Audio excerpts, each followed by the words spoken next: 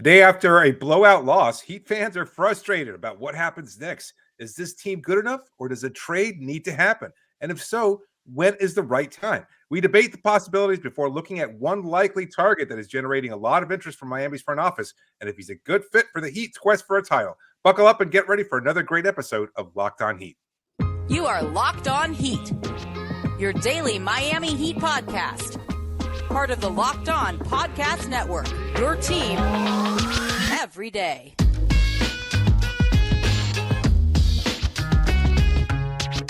All right, welcome to Locked On Heat, your daily podcast on the Miami Heat. However you might be tuning in on YouTube, Odyssey, your favorite podcast app. Thanks so much for making Locked On Heat your first listen every day. I'm Wes Goldberg, editor at allyoucanheat.com. Joining me as always, longtime NBA reporter David Ramil. Today's episode is brought to you by FanDuel. Make every moment more. Right now, new customers get $150 in bonus bets guaranteed when you place a $5 bet. Visit FanDuel.com/lockedon to get started.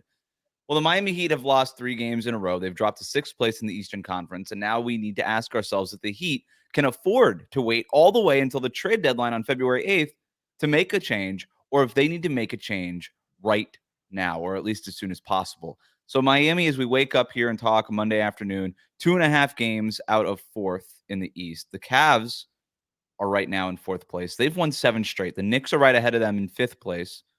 They've won 3 in a row. They've made changes, the Knicks, adding OG Anunoby a couple weeks ago.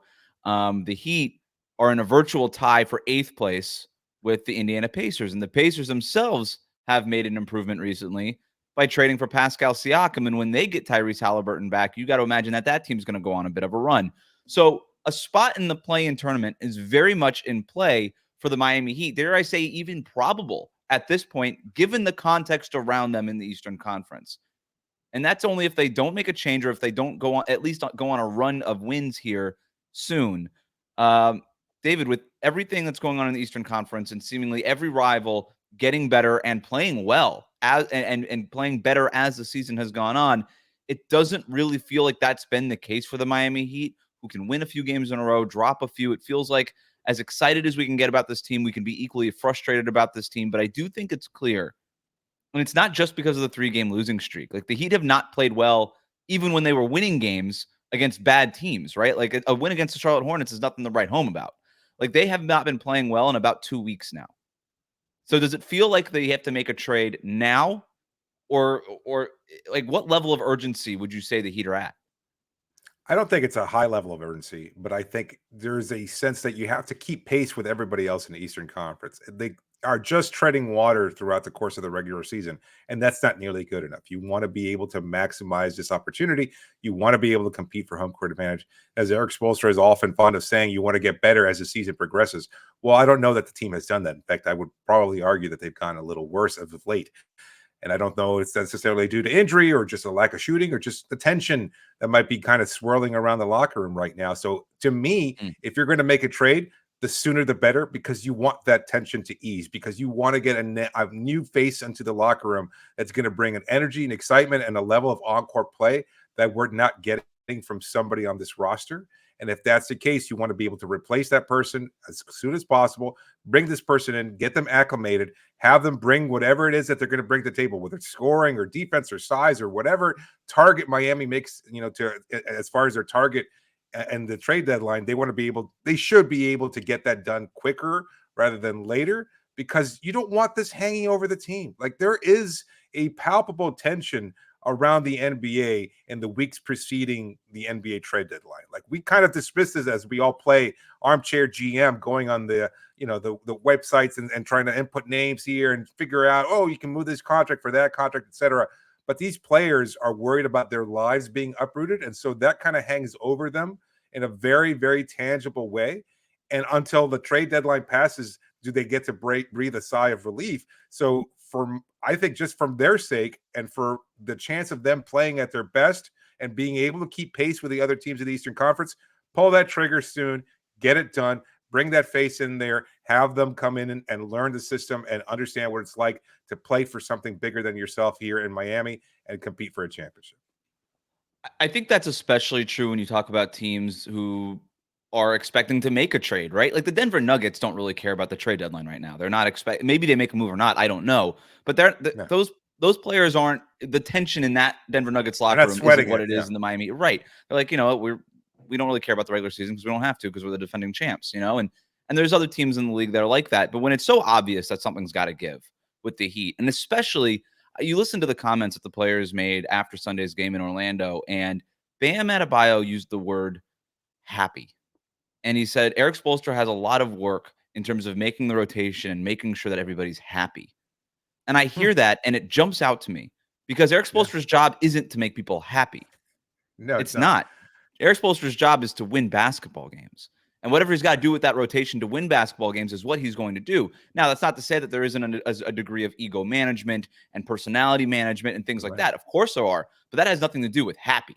That has nothing to do with happy. That's just managing egos and managing personalities and managing whatever it is that you have to manage. So when I hear Bam Adebayo say that, that says to me, and again, this is just reading in between the lines, not reporting anything, that somebody in that locker room or some buddies in that locker room ain't happy. That's right. You know what I mean? Right. And so, I think that's fair. And I wrote about this at All You Can Eat this morning. They have a too many guys problem. They do. And we could talk about Kyle Lowry ad nauseum if we want. We could keep talking about him. But when you have 11 or 12 guys who expect to be playing minutes, and that's just not realistic in an NBA rotation on a night-to-night basis, then some guys are going to be unhappy when they're not playing. And that's fine. That's totally fine. But sometimes you do got to mix it up a little bit. And I think the Heat are at the point now where they got to mix it up. And Kyle Lowry is the big name. He wants to start. He's not starting anymore. I would be very surprised if he started another game this season for the Miami Heat, barring some sort of injury situation. And I'll stick to that, right? And I'll whatever. But I think that's sort of the expectation. You have to move Kyle Lowry. I think that there's other things that you got to do. I think this team needs a consolidation trade. I don't think it could be Kyle Lowry for another player who's just going to push two more players out of the rotation. I think they need a consolidation trade. I think they need to move multiple pieces and upgrade the talent level of this roster in a way that also helps them keep pace with these other teams in the Eastern Conference. So you kind of have to hit two different things here for the Miami Heat before the trade deadline. And I think sooner rather than later, you got to make a deal that makes a lot more people happy in that locker room, but also increases your talent quota so that you can compete with a better Boston Celtics team, a better Milwaukee Bucks team, a better even Indiana Pacers team, just to stay out of the play-in tournament. I mean, I don't think the acquisition of talent is a likely one. I know they're going to get an upgrade perhaps over Lowry, but I think only that's because the ceiling and floor for Lowry's level of play has dropped so precipitously. Yeah, I don't know that that's an upgrade. So, that's fine. I'm not talking about a superstar. Yeah. But you're talking about a consolidation trade, a consolidation of whom? Like, which players do you think are well, neither I have ideas. Officer, I don't right? know, but I have ideas. What, you can't just ship out Caleb Martin and Thomas Bryant and get X high level wing player or even X level big. But I also think I think we're underrating how easy it's going to be to move Kyle Lowry. Like the Terry Rozier thing. We can jump into that if we want. The Terry Rozier thing, I think people are, it's this kind of contract. It's long-term. Charlotte wants to get off of it. Miami can just move Kyle Lowry's expiring and a second-round pick and get Terry Rozier. I don't think it's going to be that easy. I think Charlotte's going to want something, and what if, look, it would not surprise me if Miami were looking at options that included moving Caleb Martin somewhere else and getting extra draft capital back and then using that draft capital to attach to Kyle Lowry to sweeten a Kyle Lowry deal to get an upgrade at that point guard spot. It would not surprise me if the Heat were exploring that option very strongly because I think they understand that Caleb Martin is going to be a high-priced free agent or going to be asking for a lot of money and that you have some backup for him now behind with Haywood Highsmith and the emergence of Jaime Jaquez. And I don't think 1 second-round pick is going to get it done for the kind of upgrades that the Heat are looking for, right? And do you want to attach Nikola Jovic?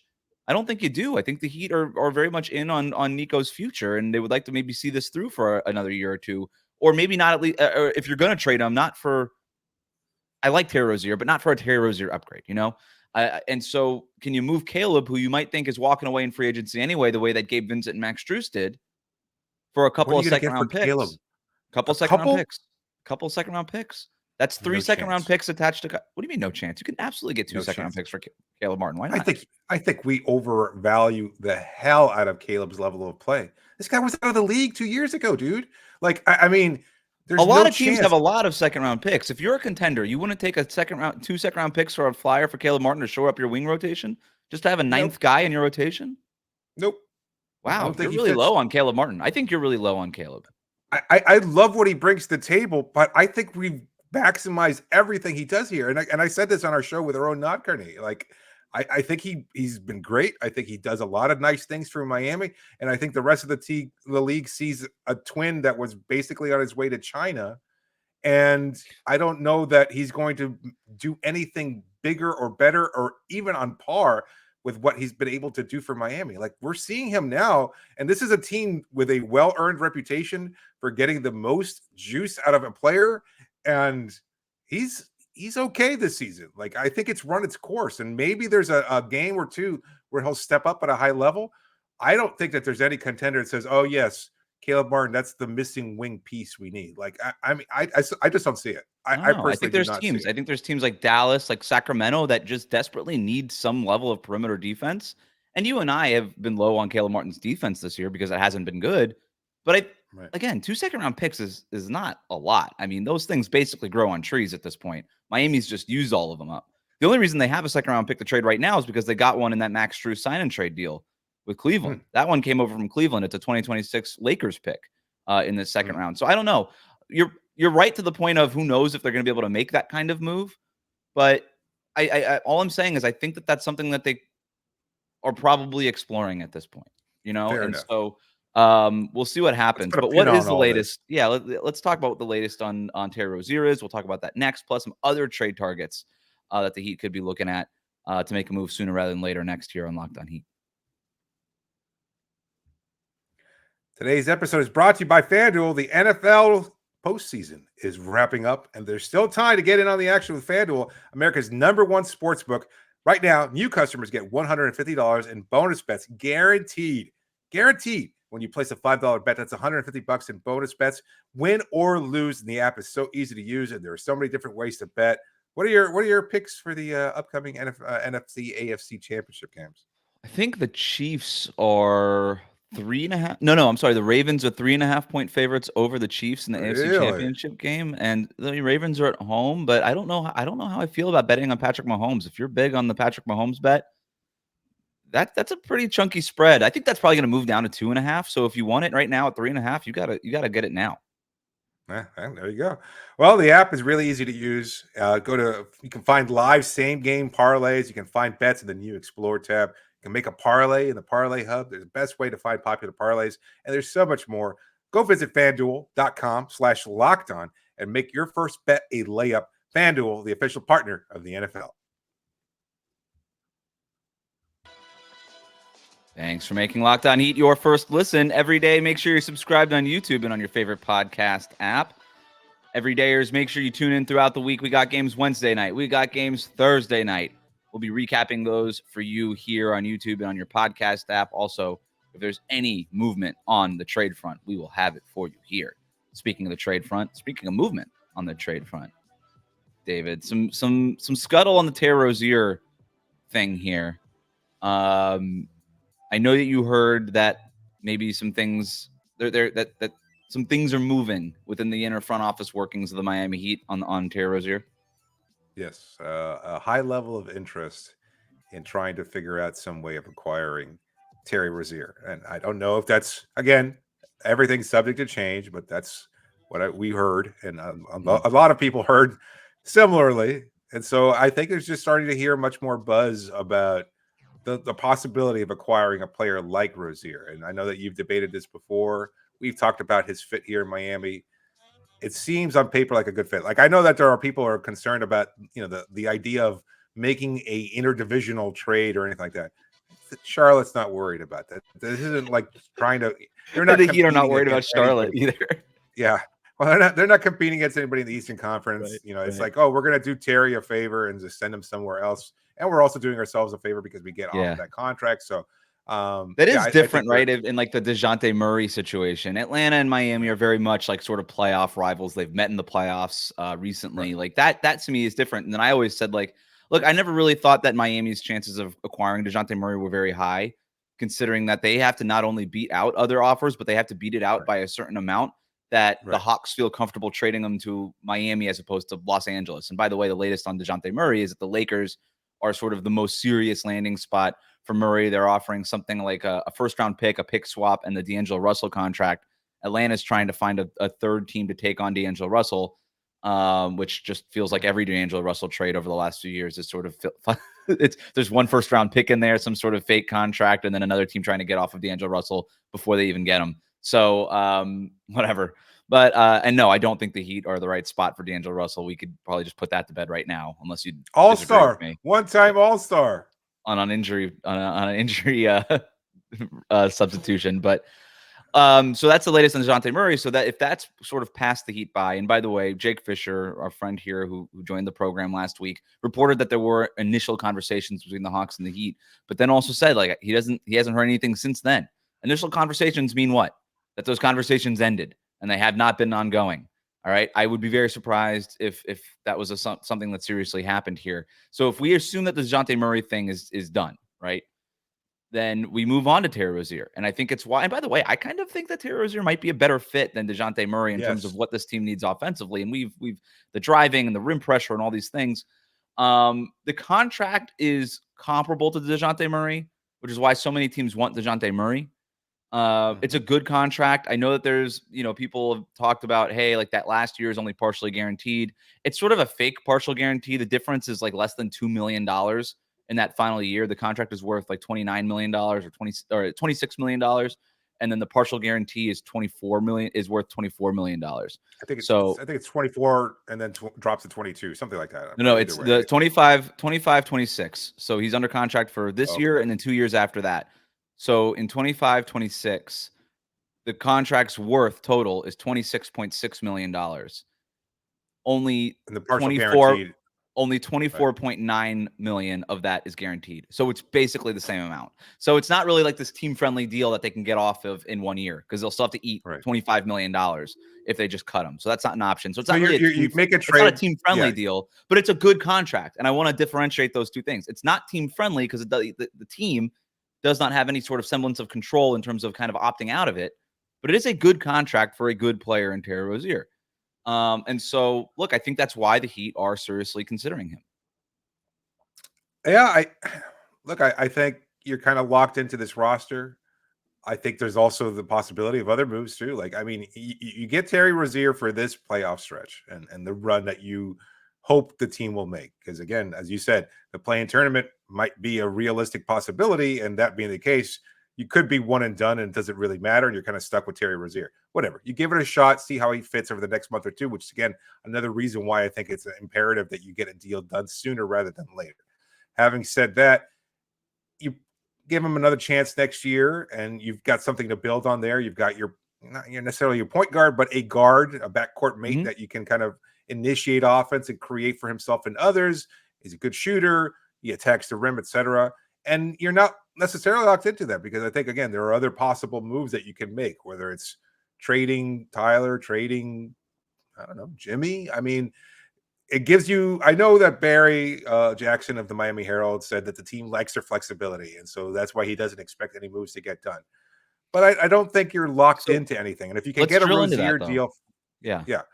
If you could get a Rozier deal done for relatively cheap without giving up much other than really the Kyle Lowry contract that you're eager to move anyway, I think you don't necessarily lock into that idea of flexibility down the road because you have other trade partners. I remember in the summer of, 2016, or when they signed James Johnson and Kelly Olynyk to those equally long, and Dion, maybe that was 2017. It was the 2017 offseason. Pat Riley kept saying how movable those deals were.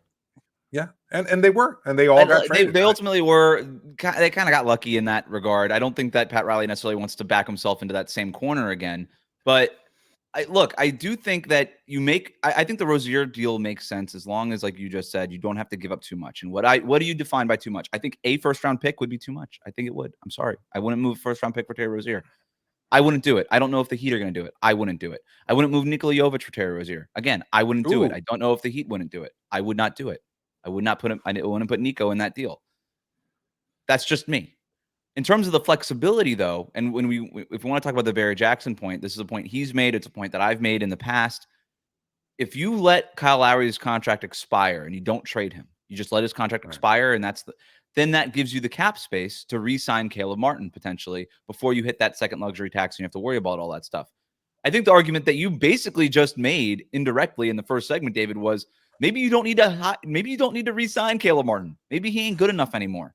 And I think we've seen the worst of Caleb Martin this season. I think we'll see better of Caleb Martin as the season goes on. I think he's dealing with a lot of injury stuff, and he's just sort of recently over the last couple of weeks kind of starting to look more like what Caleb Martin is supposed to look like. But I would also frame it like this. Would you rather have Terry Rozier or Caleb Martin? Right? Because if that's sort of the idea, if internally, if you don't do anything, the trade-off is Kyle Lowry or Caleb Martin, then I think you pick Caleb Martin. Okay, well, you can just sort of extrapolate that. Would you rather have Terry Rozier or Caleb Martin? I think that's a very fair question.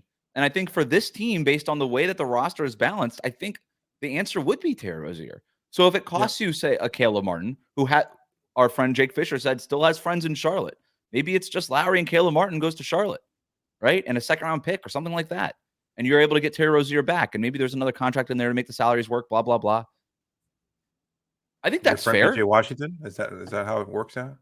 I would have to look at the trade machine to see that. I'm not, me and me, PJ Washington. I'm not the biggest PJ Washington fan. No, well, in theory, point two, if you're looking at now, you got $40 million to Jimmy, $40 million to Bam, $25+ million to Tyler Hero, $24 million to Terry Rozier, $18-19 million, whatever it is, to Duncan Robinson. That's a very expensive roster. They probably have to make a move to shed some salary in the summer. But you could also argue that's summer Miami Heat's problem and not our problem right now. Let's go make a run and then figure this thing out later. Because like you just sort of pointed out with Dion and James Johnson, this team, if you can get off that Dion Waiters and James Johnson contract, if you can get off of Hassan Whiteside, you can get off of Terry Rozier again if you have to.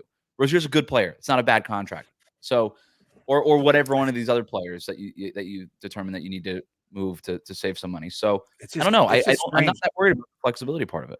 No, yeah, me neither. It's so strange that the team just hasn't operated that way in recent years. Like with the exception again, and I pointed this out in yesterday's show. Like 3 years ago, they made their big free agency splash in acquiring PJ Tucker and Kyle Lowry, and it didn't pan out. But since then, they just haven't really made even the smaller market trade. I remember asking Pat Riley in his end of season press conference, like, why didn't you do anything at the trade line? Maybe something that would have made this team more competitive this year.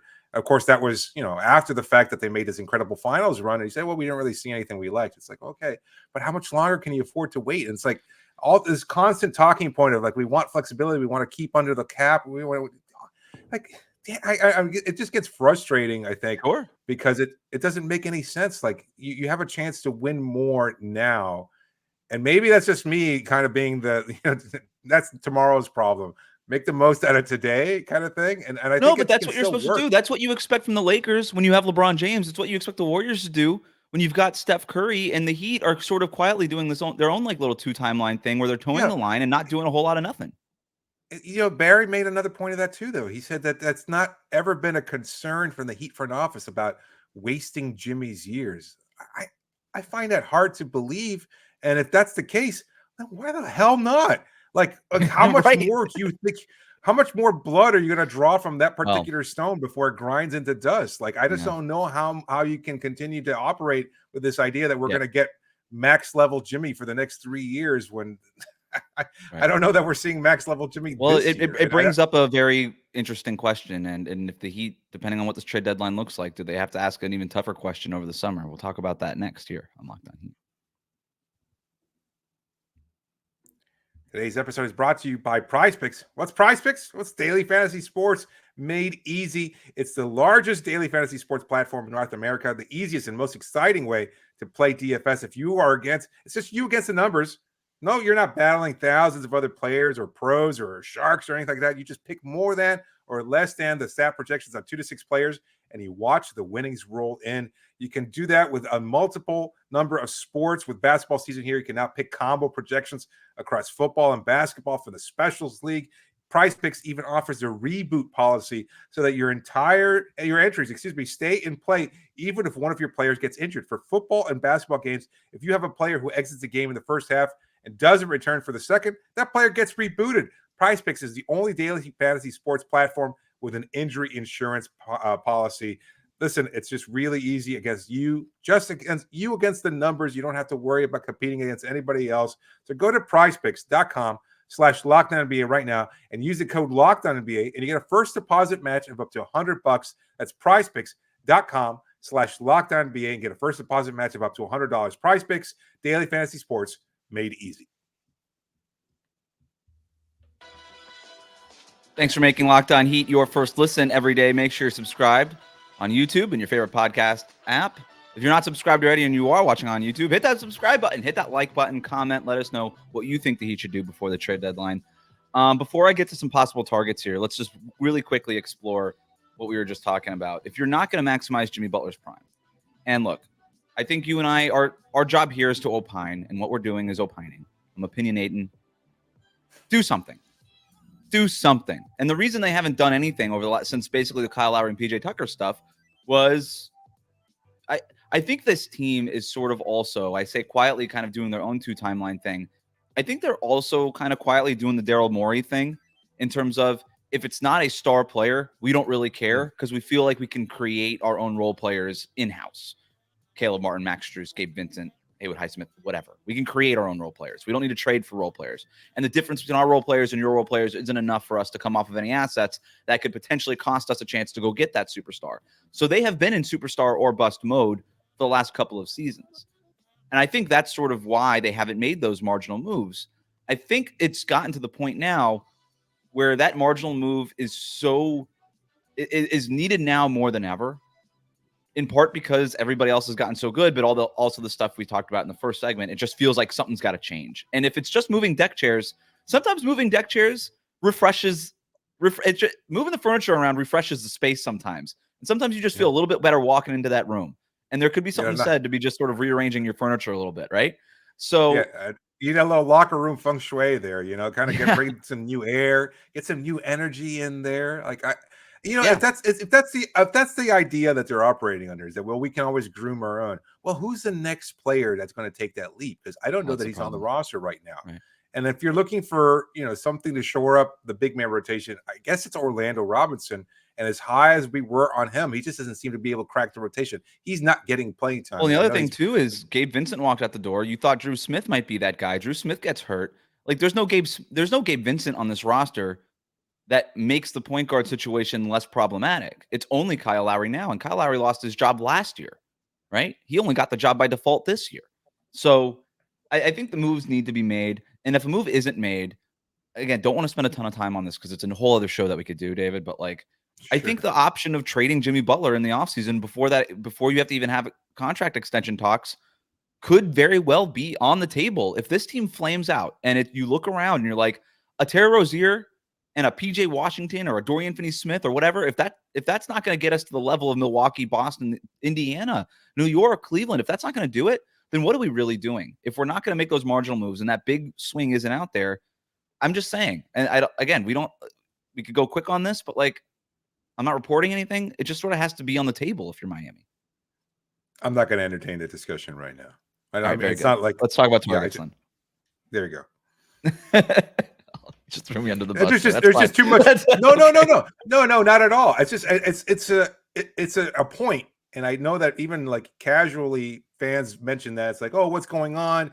I find it so hard to see other fans, even pseudo media members of other franchises, and be very open to the idea of just blowing things up and just kind of going, suck for the next 2 years and do this and that and just lean into a youth movement and stuff like that. And this Heat franchise is never going to do that. So I understand that there's the idea, the notion of saying, if you can't go this far with this current big three, quote unquote, big three, sure, because maybe the players don't complement each other very well, then you have to at least start exploring the possibility. Yes, I get it. It is a talking point and it is a valid one. But right now, there is just so many other things going on right now with this roster. Yes. There's a trade deadline coming up. And they're not moving Jimmy Butler before the trade deadline. They're not moving Jimmy Butler in the next 3 weeks. You maximize. You're right. If they get beat, if they get eliminated in the play-in tournament, then we'll have that conversation, sure, and it will be a legitimate. And that's what you have to try to avoid between now and the trade deadline. You have to do something that helps you avoid that sort of fate later this season. So let's talk about some targets really quick before we sign off here. We already mentioned Terry Rozier. He's in the top of my list. If that doesn't work out, I think the reason Washington keeps coming up is because if you look at Tyus Jones, he's a good player. He's sort of like Kyle Lowry, but 10 years younger. He's kind of got the same sort of game that Kyle Lowry did. He's averaging twice as many points as Kyle Lowry, which is crazy. He's shooting like 45. Sure. And it's also Kyle Lowry. He's shooting 45% from 3-point range. He's a good player. I like Tyus Jones a lot. I don't know that he solves all of Miami's problems, but he'd be an upgrade. He'd be a helpful player in the backcourt. And I guess if you're just looking for marginal, that's sort of the definition of marginal, helpful. It's sort of a synonym. So Tyus Jones and like a Landry Shamet kind of contract. And when you want to talk about team friendly, that's a team friendly contract. You basically, it's like $2 million of it is guaranteed next year. He's been traded a million times. Yeah. I'm not saying he'd be helpful. You just need him in there for salary cap purposes. You just grab him and then you can waive him or flip him or whatever. You got to have another salary in there. I mentioned Daniel Gafford in yesterday's show, and you and I were talking another about name that works. Salary cap wise, I don't know what reporting from Mark Stein is saying. Like they're looking for a first round pick for Tyus Jones and a first round pick for Daniel Gafford. Oh, that's ridiculous. It's not going to happen. But if I think if you're Miami, you ask for. If you're Miami, you ask for Jones and Gafford, and if you have to settle for Jones and Shamet, I think that both of those options would be fine if you're Miami, and it keeps your long-term flexibility, right? In either case, a little bit more with the Shamet contract because you can just get out of it. Gafford's under contract, so I don't know. It depends on how much Miami values the flexibility of that and what they view of Gafford and all those things. But those would be the Washington options, and I think those are real options that could be considered strongly between now and the trade deadline. Another name that you and I have sort of batted around, Dennis Smith Jr. Yes. You know what I found out that's interesting about him? Same agent as Bam Adebayo. They're friends. Like they're very friends. Close friends. Same agent. You can work that one real easy. I think he's making $3 million right now for Brooklyn. Is that sort of I don't really know what that is. Is that hey, you're going nowhere fast, Brooklyn. Could we interest you in a second round pick just for fun? Here's Thomas Bryant, Marks, like one of the, Thomas Bryant, a second round pick. Like you're not doing anything with Dennis Smith Jr. He's a free agent after the year. You're going to have to pay him. We'll take that problem off your hands. Maybe that's something. Yeah. You screwed us over in the KD situation, Sean. Right. You've got close friends, close relationship with Pat Riley. Can you hook us up? Like, I mean, I've said this before. Dennis Smith Jr., he was like this close to signing with Miami and elected to sign with the Charlotte Hornets instead, and then wound up having a Charlotte Hornets kind of season. So, he was expecting big things in Brooklyn, and it's just obviously that hasn't panned out either. So if he gets a chance to play with Bam here, like you're not getting the scoring punch that you desperately need. So another secondary move is still something you're going to have to consider, whether it's moving Caleb Martin or somebody else, but you're going to have to do something else to shore up your lack of scoring. But your point attack defense on the point guard position, that's certainly he's one of the best in the league, wide margin. Right? Yes. Yeah. Dennis Smith Jr. is like the one metrics of the show that. Yes, it's the metrics, and you just watch him. The guy's crazy. Like he fights over every screen.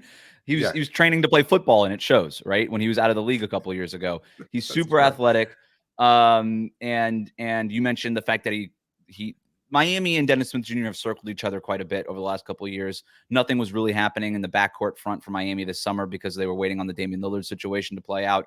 Right. I bet you Dennis Smith Jr. would love to play in Miami. They got the same connection. J. Cole, Karan Butler. I wish it was a better rapper that was connected to the Miami Heat. All right.